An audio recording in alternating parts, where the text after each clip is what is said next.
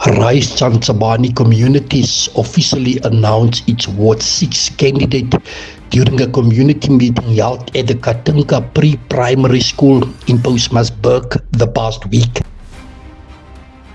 Residents attended the meeting to witness the unveiling of the party's candidate ahead of the coming local government elections later this year. The gathering also provided an opportunity for community members to hear the party's vision for Ward 6 and discuss issues affecting the local community. RTC, under the leadership of Michael Mabilo and Dirk Eso, said the announcement formed part of its commitment to community-driven leadership and pledged to work closely with residents to improve service delivery and address local challenges. The party encouraged residents to remain actively involved as preparations for the local government elections continue. My naam is Idibonye Ellen Seboko van die RTC. Ons het vanmiddag hier 'n baie belangrike vergadering gehad in White City. En onze vergadering was baie suksesvol. Ons het hier 'n jong man gekry wat die gemeenskap gekies het, maar dit is nou nie die einde van alles nie, want ons moet nou eers maar Ramani toe gaan en die stasie, dat ons kan hoor wat sê die gemeenskap en dan gaan ons post onze kansels.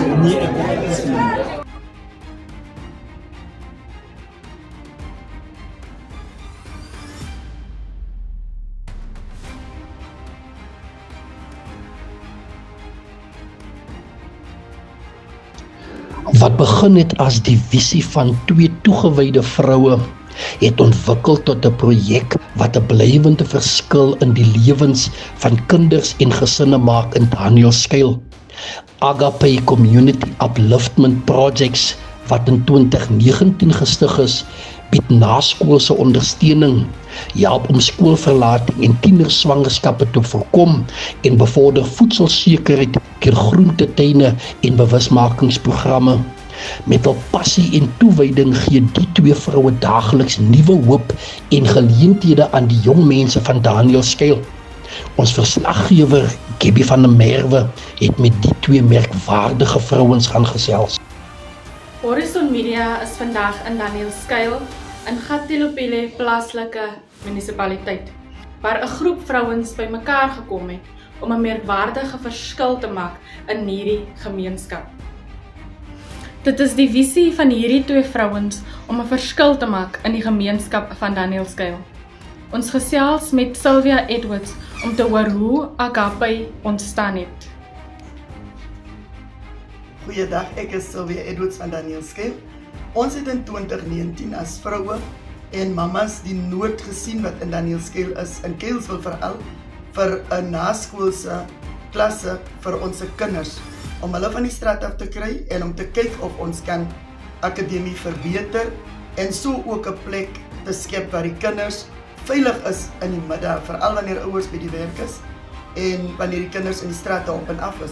Dit is ook 'n tipe van 'n prevention program om te voorkom dat kinders betrokke raak in drugs en al hierdie verskillende goed wat in die gemeenskap gebeur wanneer kinders op hulle eie is sonder toesig. Annelies Beyers deel in die visie van Sylvia Edwards om 'n verskil te maak in Danielskuil. Kom ons hoor by Annelies, hoe skakel haar visie in by Sylvia? Annelies Beyers van Danielskuil. Ek bly in Kuilsville, ek het hier groot geword, aangesien ek van Danielskuil is. Ek het gesien ons kinders groot word en ek het geglo in die visie. Dat sal die mense van die visie kom. Belangstelling getoon het en betrokke is en vir ons kinders te doen, om 'n beter toekoms vir hulle self te kan maak. So ons het in 2019 besluit om die after school program te begin, waar ons aan die kinders in die middag help met hulle huiswerk, ons help met lees en verskillende aktiwiteite om ons kinders besig te hou. En dan het ons ook 'n principle of 'n Christelike beginsel waar ons die kinders Filippense 4:13 leer, dat hulle weet ek is tot alles in staat deur Christus wat my die krag gee. So ons kinders bou nie net akademie nie, maar hulle werk ook aan hulle confidence, selfvertroue om te weet ek kan die goed doen en ek kan verskillende goedjies bereik. So in 2022 het ons dan aansoek gedoen by die plaaslike munisipaliteit vir die stuk grond en dit was 'n ou parkie in ons gemeenskap. Munisipaliteit het dit goedgekeur. Ons het 'n langtermyn huurkontrak met die plaaslike munisipaliteit. Dit was gevandaliseer, dit was net 'n ou stuk rommel, maar die Here is vir ons goed en ons kon tot sover het baie mense dan on board gekom om ons te help dat u vandag die pragtige gebou sien op Agape se grond. Ons het ook as Agape 'n tuin waar deur ons die kinders leer om groente self te kan genereer en ook dat die help vir food security waarvan ons van die groente vat en vir ons ou mense gee en wanneer ons fondsinsameling kan doen om ons kinders te leer hoe om hulle eie geld te kan doen.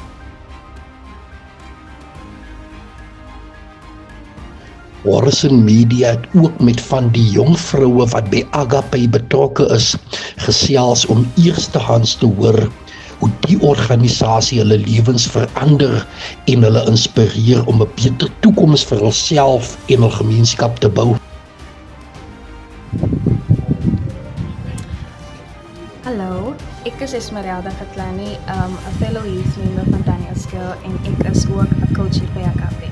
Wat ek doen is, ek motiveer kinders om meer selfvertroue te hê, ek help hulle met hulle huiswerk en ek is ook soos 'n coach hier teen die baan net om hulle bietjie te help bou, hulle self te vertrou.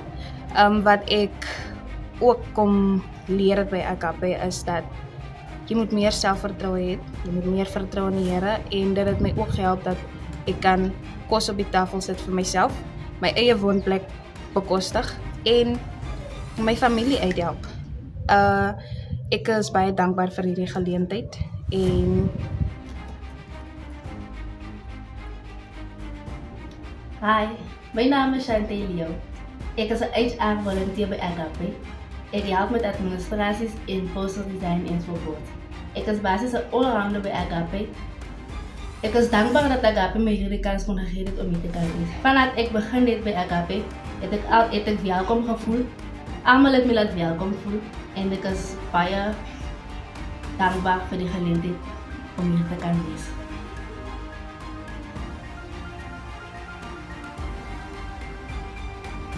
Die visie van twee merkwaardige vroue het inderdaad bewys dat wanneer twee vroue hul drome, passie en visie saamvoeg, dit 'n blywende impak kan hê.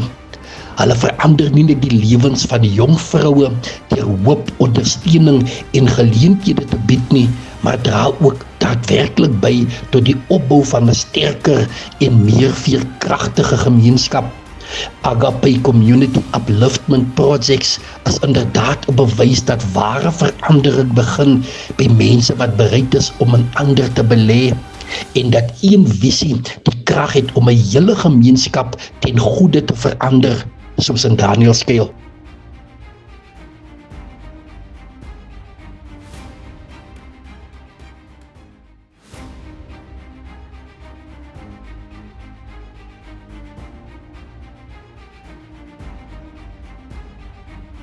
The South African Police Service in the Namakwa district remain resolute in its commitment to combating the scourge of drug trafficking and abuse through the ongoing execution of Operation Chanela 2. On Wednesday, 5 August 2026, at approximately 18:35, a Nieuwoudtville police officer conducting routine patrols identified a suspicious white motor vehicle and proceeded to stop and search it. During the search, member discovered a black bag containing suspected Menrex tablet with an estimated street value of approximately 8,000 rand. A 30-year-old male occupant admitted ownership of the suspected drugs and was immediately arrested on charge of dealing in drugs. He is expected to appear in the Calvinia Magistrate Court soon.